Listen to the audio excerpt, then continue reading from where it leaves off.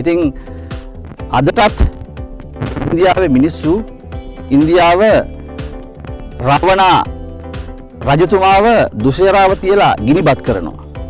ඒ ඇයි? රාවණ රජතුමාට තාමත් මේ මිනිස්සු බයයි.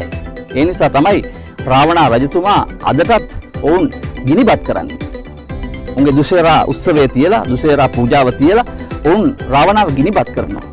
ඉතින් මෙවන් වූ බල සම්පන්න රජවරයෙක් හැටියට ඔවුන් අදටත් පිළිගනිද්දී මේ ශ්‍රී ලාංකීය ඔබ අපේ මේ හෙළ ඉතිහාසය පිළිබඳව ඔබ දරන විශ්වාසය කොච්චර දුරට පටුද?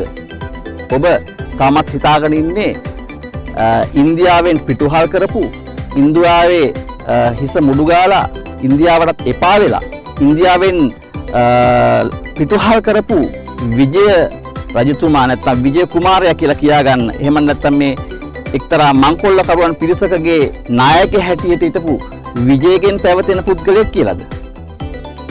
මහා වංශය කියන විදිහට මහා වංශයේ සඳහන් වෙන විදිහට නම් ඔබ පිළිගන්නේ ඒ විදිහට තමයි. ඒ නිසා අපි අද දවසේ අද ඔබට අපි කතා කරන්නේ මේ රාවණ ඉතිහාසය එහෙම නැත්නම් හෙළ ඉතිහාසය ඔබගේ අතීත ඉතිහාසය පිළිබඳව ඔබට යම්කිසි වැදගත්කමක් දැනෙන්නේ නැති වෙති.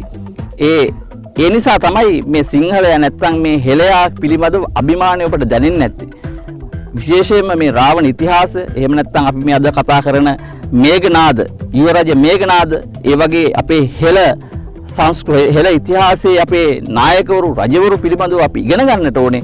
අපිට අපේ ඉතිහාසය පිළිබඳ අභිමානයක් ඇති වෙන්නේ නැත්නම් අපට පුළුවන් වෙන්නේ නැහැ මේ ලෝකයට අභිමානවත් ජාතියක් හැටියට මුණ දෙන්න.